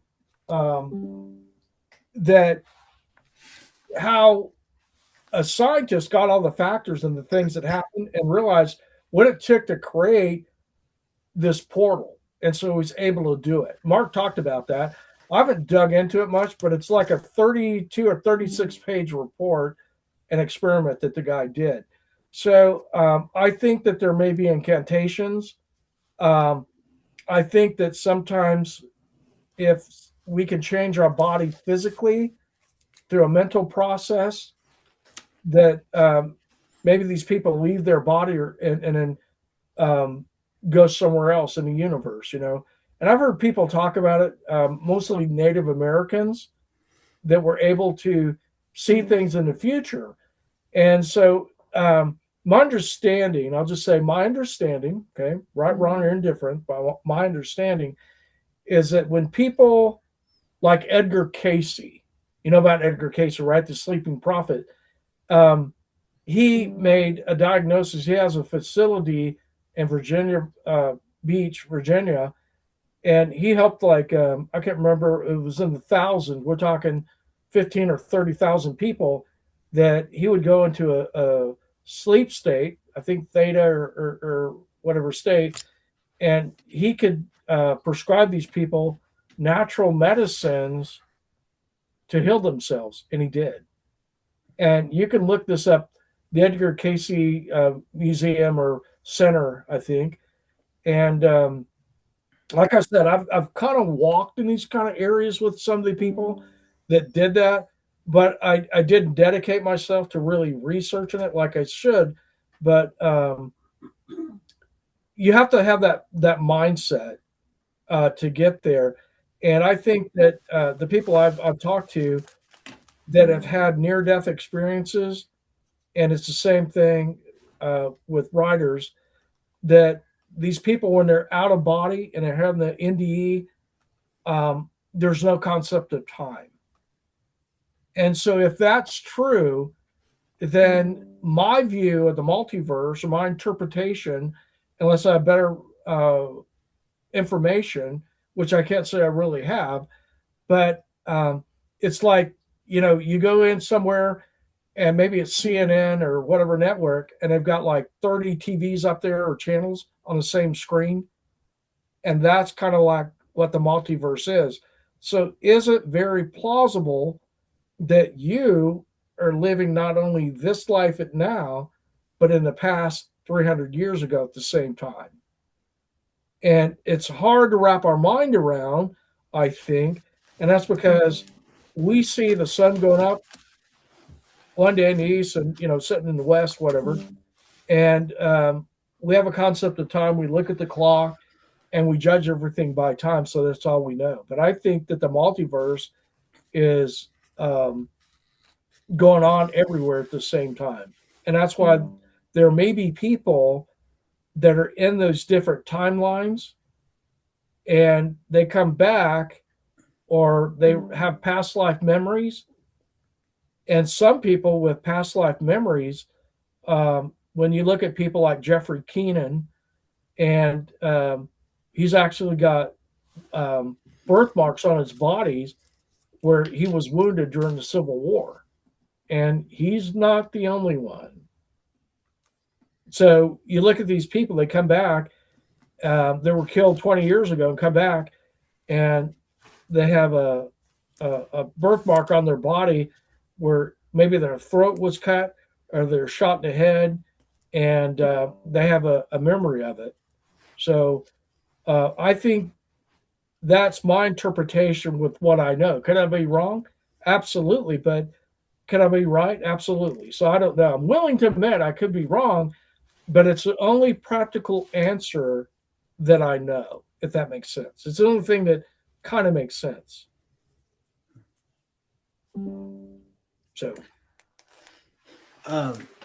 One of the things that kind of intersect with some of the other studies will, excuse me, with the Bigfoot being interdimensional, have they ever shared some of their stories on off-planet otherworldly experiences with the contactees that they've had here on this planet? they have to some people, they never have with me.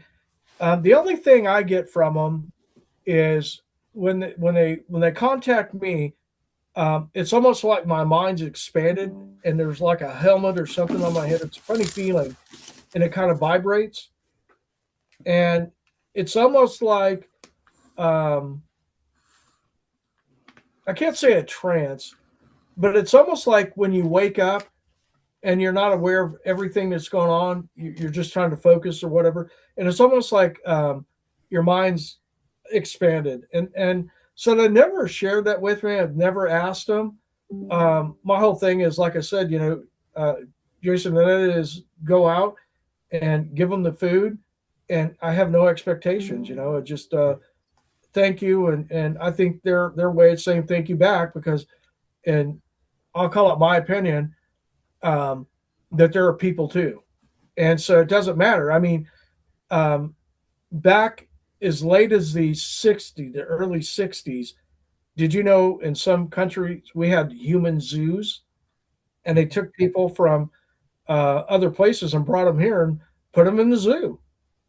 So we look at other people sometimes as being lower than we are, and I don't treat them that way. I don't treat them like a puppy dog.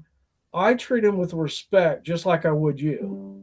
And so I'm not saying I'd walk up to Bigfoot and hug him and tell him I love him, but I'm not saying I wouldn't either, you know.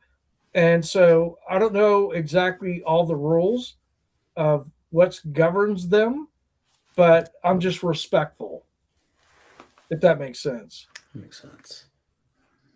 So I'm curious, do you see like back on the multiverse, do you see the Sasquatch as being from a different reality and popping in here to communicate with us? I think they have the ability that they can phase in and out because our minds are not where theirs are.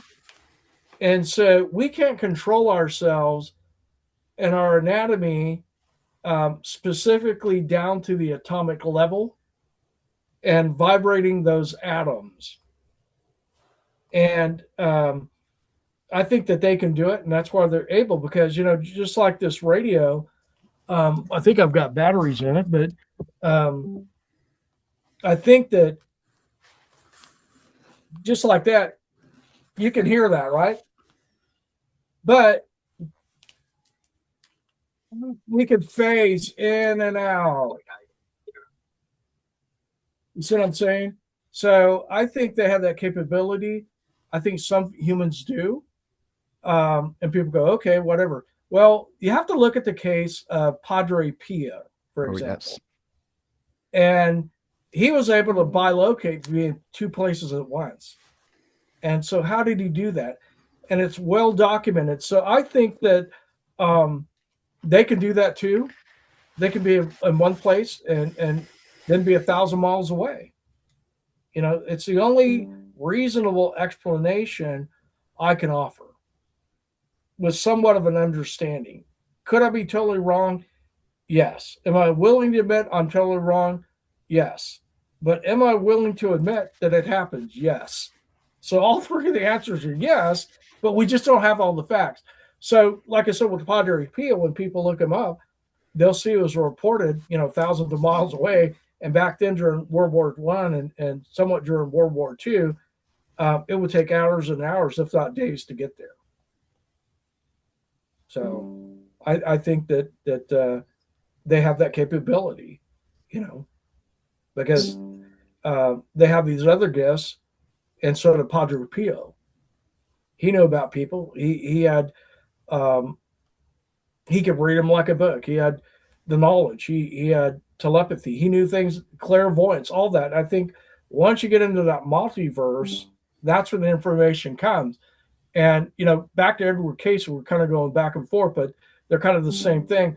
And that what Edgar Cayce did in his sleep, where Padre Pio didn't. He was more cognitive. But Padre Pio, I've read quite a bit about him, and I've read a lot about Edgar Cayce. Um, Edgar Cayce talked about the Acacia records, and when you look at the Acacia records, it's a term that's used for all the knowledge um, that ever has been and ever will be.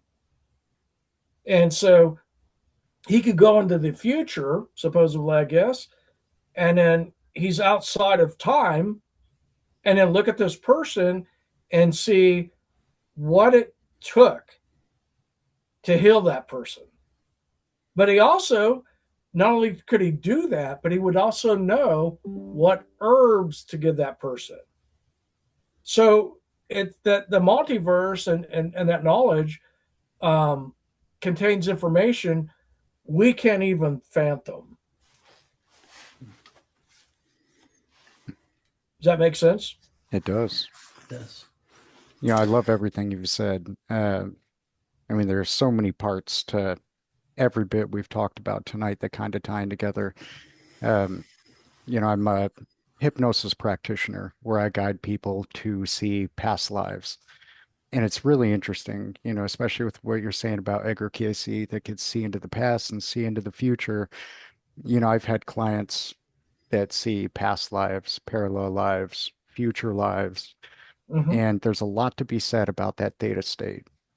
It's really amazing, not just for them to, you know, have experiences that are going to help them in their lives today, but also at the end of the session, bring their higher self through where, Mm-hmm. there's communicating with at least a higher aspect where they can ask whatever questions they want. And there are also some pretty amazing healings that can happen in that state as well. So it's Yeah, really interesting stuff. yeah. One of the things my buddy had talked about, and I'm pretty sure it was S2 in the Army, and he won't tell me at all. But anyways, we talked about that, and he's the same faith I am, and we talk about these things. We don't talk about it with a lot of people because they don't understand. And so, to your point with past life experiences, we both believe in them. And Tanya pulled me to the side and asked me to do a section of the next event on past life experiences. And I'm like, I know about it. And I've hypnotized people in past lives. And the information that come up is unreal. And so let me tell you about one. Um, all the names connected And then when I went back in time to search records, there's no way that that person knew this person. They didn't remember it in hypnosis, whether you're hypnotized. And I put the information in, and all this information pops up, and it was names and places. Um, and one of them was even the army unit that this person fought for was known by that name. And the address was 3501, which was the 35th Virginia A Company, which anybody that knows anything about the military, you have A, B, C, D, E, and whatever, A Company, but the address is 3501. And, there's other names like uh, one of them lived on the street of the person's name, and then the birthday of the person was on the same day as the Battle of Ball's Bluff. So you have all these connections. So how can it not be connected? Right. And you probably have known that and see that too. And that's the amazing things. I look back and I look at these people and what they went through in those lives, and it's like it's all connected. And you just can't simply just dismiss it, especially in people like Jeffrey Keenan and others that have birthmarks on their body. And so, what this friend of mine that was Army, we were talking about it, and he told me, he said, Ron, where the birthmarks come from? And I said, I understand, but that they have them, but I'm not sure why. And he said it's really simple, that you carry that trauma with you life to life, and then these birthmarks are an indication of what happened to you, so you can get rid of that trauma and grow. I just want to And I'm say like, real quick, I had a session where that exact thing came up, and what they were shown was kind of leading up to uh, what happened in that life where they had the birthmark in this life. It was really amazing because, I kind of see the body as a messenger. And once we understand the message, whatever's going on can be healed. Um, when they left, they no longer had a birthmark because they understood what the message was and was able to process everything that happened from that life. It's yeah, pretty amazing. Sorry to interrupt you there. no, I'm glad you did, because that's the same thing he did, and he's psychic, and he was working with a guy, and I can't mention any names because he told me not to, but he was working with a guy that uh, knew that my friend was psychic too, and so he started coming into his dreams and telling him, "This is what I need you to do." And they were both officers, and he said, "When you see me, you never talk to me." He said, "Maybe nod your head. That's it." And so he would run into the guy, and they'd nod their heads, and that was it. And so I'm like, wow, pretty amazing. And he told me that uh, about the birthmarks, and I was very surprised. And so, you got to dive into these subjects to learn, and then you can go from there. But there's a lot of people, I believe, that have trauma in their life because of past life experiences. And I've 100%. looked at some of my past lives, and pretty traumatic, we'll just say. So, anyways, go ahead. I just want to add, it'll be there until you're ready to figure it out, understand, and heal whatever it was. And we often do carry things forward with us. Yeah, and that's, I think it's funny, talking in religion. We don't talk about that because I think it's a matter of control. But yet, these people do come back with these experiences and birthmarks and whatever, And I just remember when I was young, I can tell you that I had memories, kind of, sort of, but they were not really clear. And the one thing I wanted was a light colored cowboy hat and a gun and a horse at 4 years old. And, and I think my mom thought I was nuts.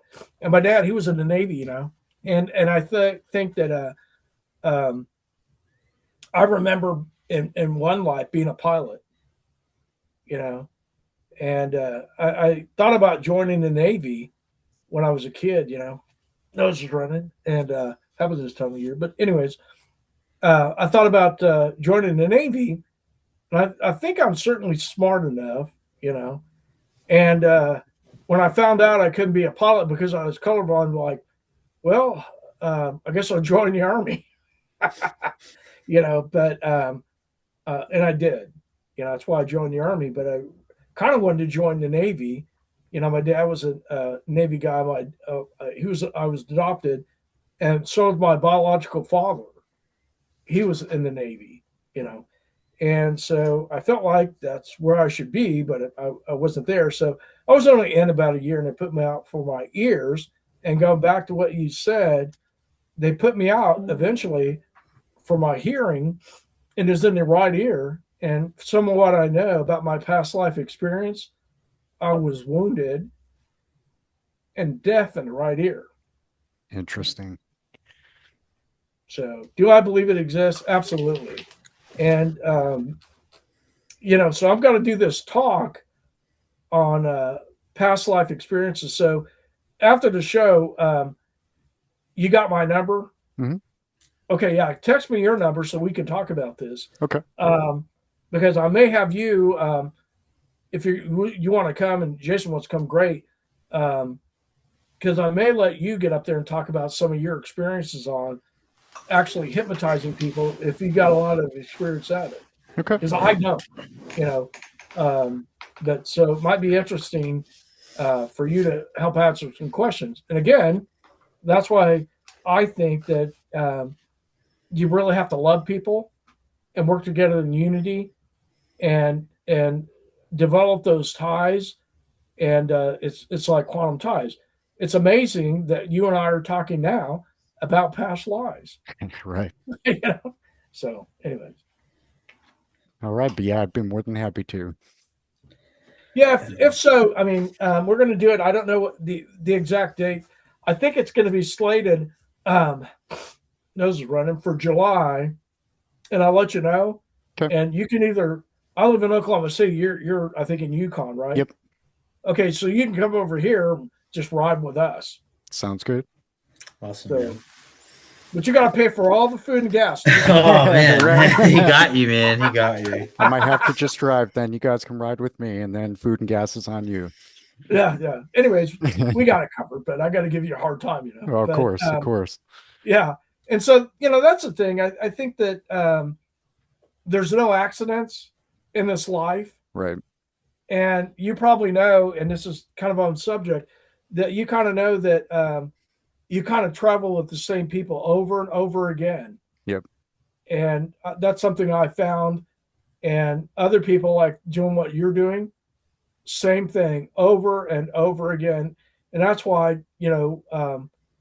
not kidding around, I always tell people that, heck, I've been putting up with Marsha for over 200 years now, right? Now watch your mouth. You hear that? So I can tell you some stories, So anyway, so it's all about. It's hard for people to accept because of religion, but I've had to come to terms with it. I have my brother that he's totally against it, and so instead of trying to convince him, I've told him, Lonnie, here's the facts about why do these people remember what happened to them, and they have birthmarks that show where they were shot in the head or the throat was cut, and then you look at Jeffrey Keenan, and man, that's an amazing story. And I can tell you flat out, we'll talk in personal about it over the phone, or I'll come see you at some point in time, where there were faces that I remember, and when I see the picture, I knew exactly who that guy was. So Yeah, I'm really excited that you do that. I know you did it. Yeah, yeah. He's You done know, it to me a few times. what I also just wanted to add, I'm seeing a lot of videos of kids that are remembering their past lives, like 4 or 5 years old, that Yep. luckily their parents don't just, diminish it and say, oh, you're just playing. They listen and record, and it's amazing what you hear some of these kids say. It really makes me wonder if the newer generations are just coming in a lot more turned on than we were. The other thing too, I wonder if part of the reason of what they're doing with the psychotronics is keeping people from remembering. Hmm. You know, um, but if you look over there, you can see my my hat. I have it for a reason. You know, and I wasn't in the cavalry. I was infantry, but I remember, you know, things.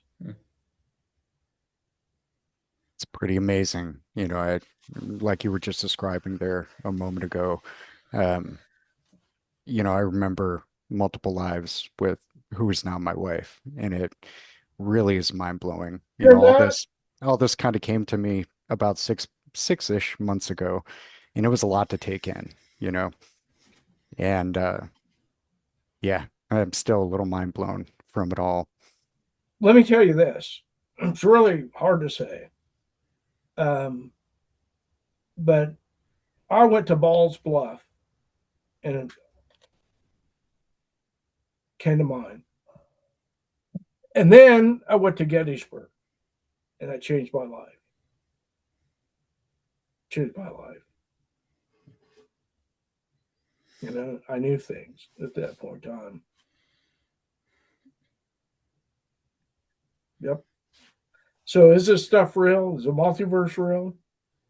Um, you know, like you said, and Edgar Casey and others, they've come to realize that everything that has been and is, we call it the Acacia Records, Kasha, whatever, tomato, tomato. And anyways, I think when we look, we get the answers. And I think that man has been so busy oppressing one another and trying to control our every move that you don't have time. Yeah. And I think that's the whole thing, and I do think all of it's real. Um, you look at um, Ivan T. Sanderson and his work and all these other people, you can't focus on it all and really study it. Like you've really looked into past life regression, and I've done some of it. You know, um, there's something to it, especially with the birthmarks and the memories and places that don't exist anymore, or they speak ancient languages. Or we're off planet. Yeah, no, that's true too. Yeah.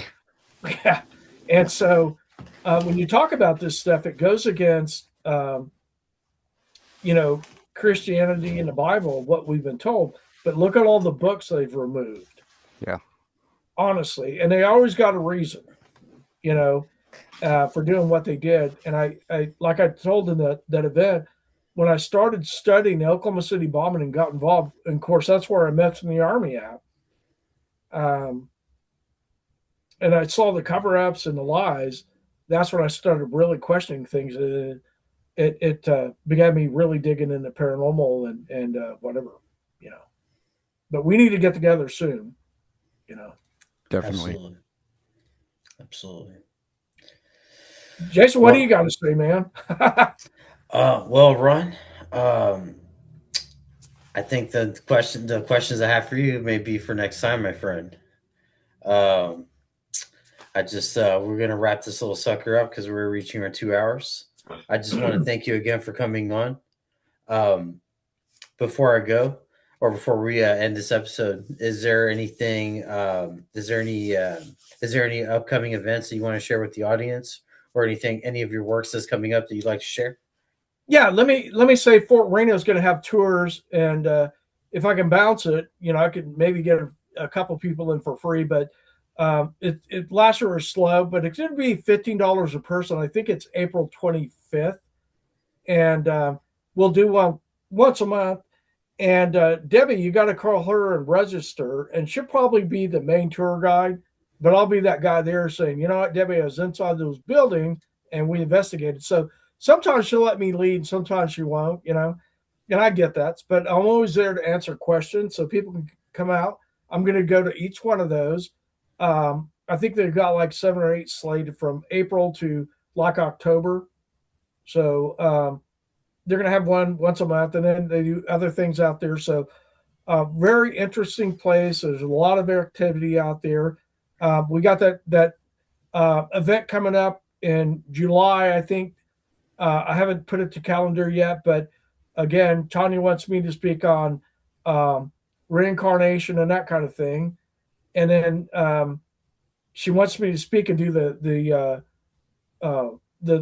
event that I did, on the Woo, uh, a week ago. So I'm working on that, and digging. So that's all I got at this point in time, and whatever. And we may at some point in time try to do some ghost tours. And it's funny because on Strange Oklahoma, I'll put something out, let's go do an event, and nobody ever responds back. I'm like, okay, maybe it's a good thing, maybe it's a bad. But with you guys, I think it would be good if we ever got out and did something together. I really do. Yeah, I'd love to. awesome.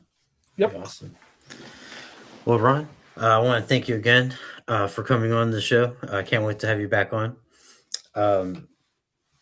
Jordan, thank you again, brother, for making the show special. Like always, my Thank you friend. both. Working together is always the best for us. I'd like to thank the audience for joining us this evening and listening to our story.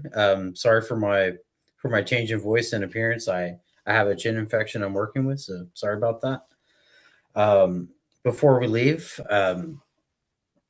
if you're ever interested in Jordan's services for his QHHT readings or SCHH readings, or excuse me, SCHH, his contact information is below in the description. If you guys would like to be our guests anytime down the future, our contact information, or both our emails are down in the description as well. If you guys, if you would please like this video and subscribe to our channel to help further support us. Once again, thank you guys for this evening, and God bless. You guys have a good night, and thank you guys again.